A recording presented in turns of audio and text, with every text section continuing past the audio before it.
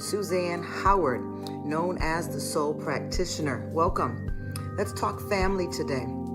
I want to talk about 10 reasons why your grown kids may hate you. Do you wonder why you don't get along with your grown children? Things have changed. A lot has changed. Do you wonder why they are not coming home for the holidays? Upset because they never return your calls, letters, or even texts? Estranged, alienated, or suffering silently or not over this? Are the kids you always wanted to be friends with, especially as they grew, not only decidedly unfriendly, but also still upset because of something you don't even remember? Recent research has narrowed this topic down to 10 common reasons or issues. And here are the top 10 reasons. Number 1, you insist on being right. We all have different stories about the same past, the one that we've shared even. But as long as you insist on your version, mother, father, they don't have a right to theirs. Here's your tip number 1. Listen and accept their stories as being true for them. Number 2, you don't know who they are now. Life has taught them lessons you are not even aware of. They're not the same people they were as children, even if you think they are. Tip number 2, don't assume that you still know what they think and feel. Number 3, you've locked them into outgrown childhood roles. She was the good girl always. What's wrong with her? He was the peacemaker. Now he's all into the family business. What's going on? Now she's assertive and manages $1 million budget.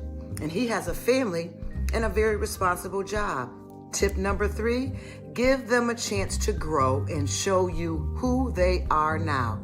You might be surprised. Number 4, you think the divorce or that absent parent doesn't still bother them, but it might. Once again, explain that it wasn't their fault. Admit your inability to prevent it. Acknowledge their pain, even if it was a long time ago. Time is not a healer. Let them tell you how it was for them without you being defensive. Tip number 4, express your regret, show their empathy, and tell them you hope they can move on because you have. Number 5, you can't let them lead their own lives. They're adults now. Tip number 5, guess what? They're adults now. They have a right to their lifestyle, their partners, their decisions, and their choices. Be supportive, even when you pray for a turnaround. Number 6, you ignore their boundaries.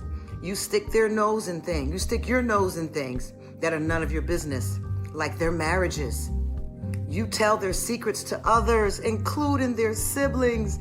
Oh my God, no, not the siblings. You can't stop nagging, no matter how many times you tell them to do something they don't want or choose not to do. Tip MYOB. Mind your own business and pray for them and encourage them in their life choices. Number 7, you listen, but you don't hear, Mom, Dad. You jump in before they're finished. You tell them instead of asking them. You talk over or through them, not to them. Tip number 7, just be quiet and let their words sink in before you jump in with your response. If you don't understand something, ask them to explain it again, but never assume. Listen. Number 8, you stay in sibling rivalries, even when it isn't your business anymore. Let them work it out amongst themselves, no matter who you think is right. Refuse to mediate unless you can truly, naturally, and honestly be neutral. Number 9, you triangulate. You divide. If you can't get what you want from one child, you try going to another. Or even worse, you go to their spouses. You ask them to tell each other's confidences to each other and to you. You draw a third person into the issue that's only between the two of you. Tip: learn to be trustworthy, mom and dad, and hold confidences, even between siblings. 10, and finally, you take liberties you are not entitled to. Just because you're still their parent, you cannot interfere in their life.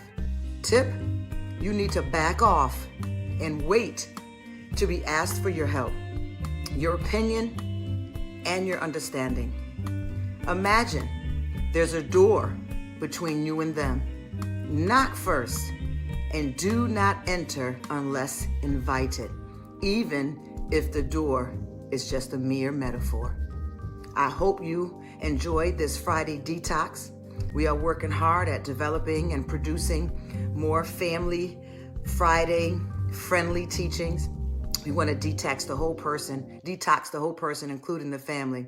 If you need help, ask. We can provide personal, marital, or whole family counseling. Don't let another year go by. Please, if any of our teachings have blessed you, please send us your testimonies. They encourage and strengthen us to continue in this work.